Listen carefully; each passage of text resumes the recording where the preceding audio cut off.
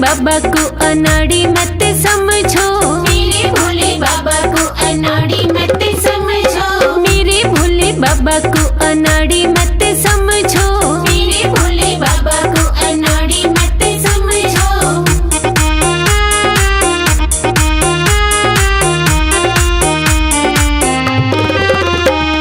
मेरे भोले बाबा के हाथों में डमरू, मेरे भोले बाबा के हाथों में डमरू, मेरे भोले बाबा के हाथों में डमरू, मेरे भोले बाबा के हाथों में डमरू। डमरू को देख के मदारी मत समझो, डमरू को देख के मदारी मत समझो, मेरे भोले बाबा को अनाड़ी मत समझो, मेरे भोले बाबा को अनाड़ी मत समझो।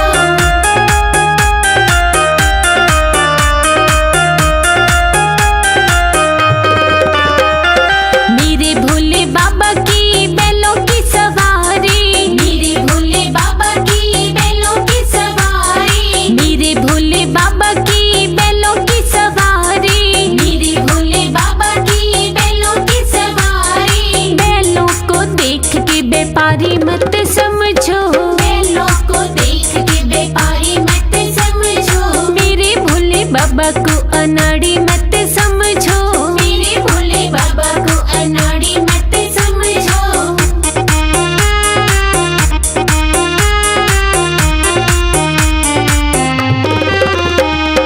मेरे भोले बाबा के अंग भभूति, मेरे भोले बाबा के अंग भभूति, मेरे भोले बाबा के अंग भभूति, मेरे भोले बाबा के अंग भभूति। भभूति को देख के जोगी मत समझो, भभूति को देख के जोगी मत समझो, मेरे भोले बाबा को अनाड़ी मत समझो, मेरे भोले बाबा को अनाड़ी मत समझो।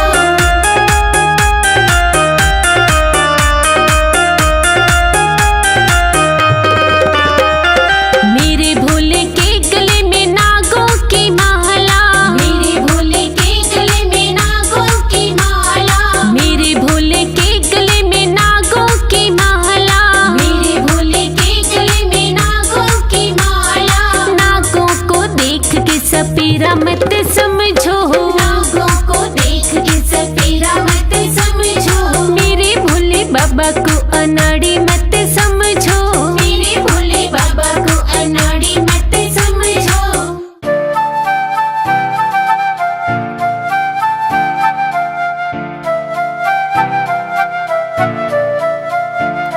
भोले तेरे चरणों की गर धूल जो मिल जाए, सच कहती हूँ बाबा तकदीर बदल जाए, भोले तेरे चरणों की।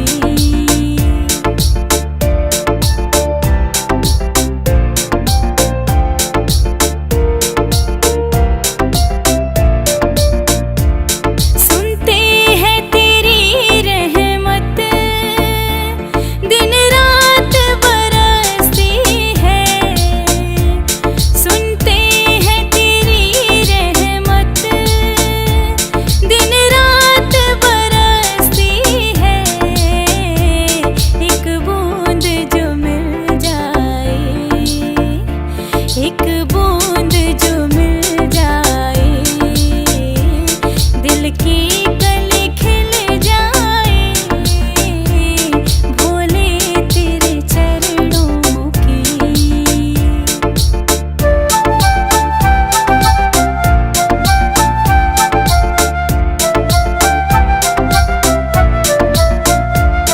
ये मन बड़ा चंचल है, कैसे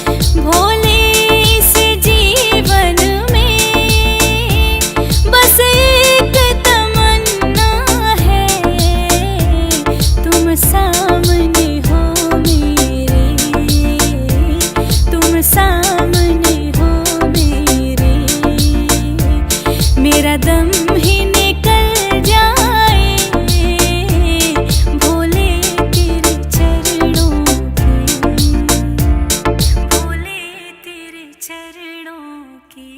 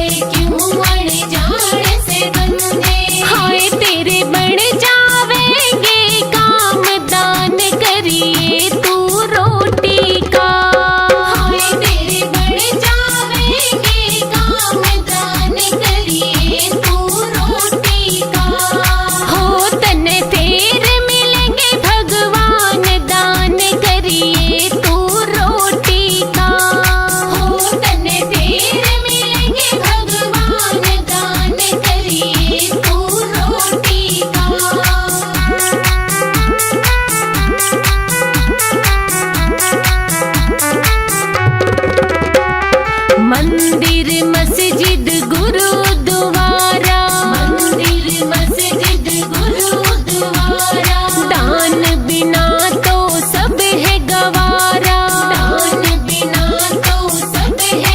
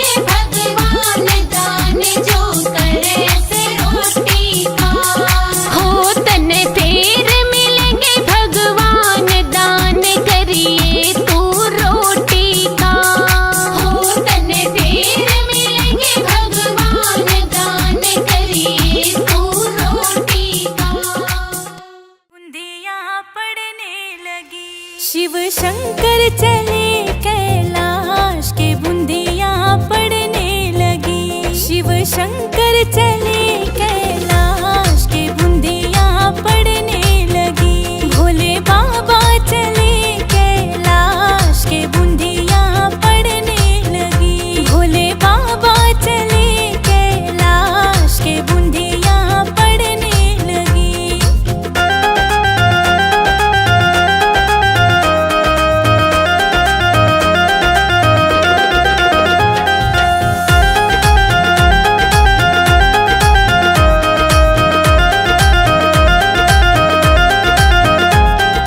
गोरा जी ने बो दई हरी हरी मेहंदी।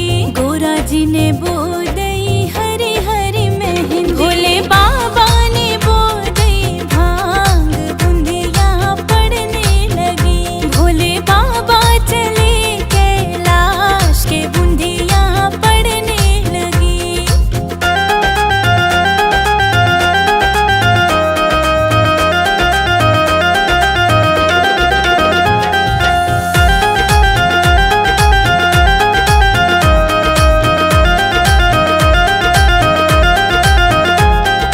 गोरा जी की जामाई हरी हरी मेहंदी। गोरा जी की जामाई हरी हरी मेहंदी। भोले बाबा की जामाई भांग बूंदिया पड़ने लगी। भोले बाबा चले कैलाश के बूंदिया पड़ने लगी।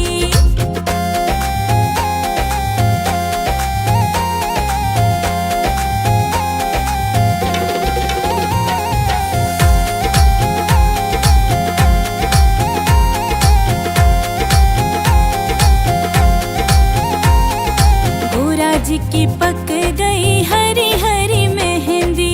गोरा जी की पक गई हरी हरी मेहंदी। भोले बाबा की पक गई भांग बूंदिया पड़ने लगी। भोले बाबा चले कैलाश के बूंदिया पड़ने लगी।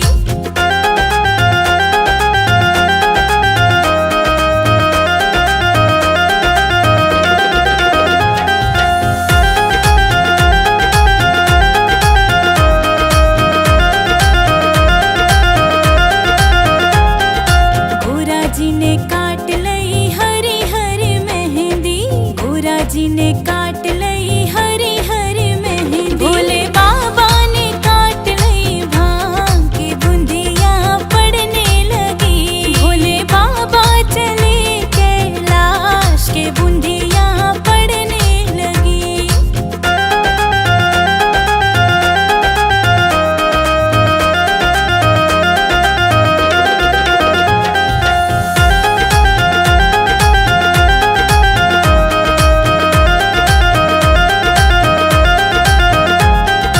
गोरा जी ने पीस लई हरी हरी मेहंदी। गोरा जी ने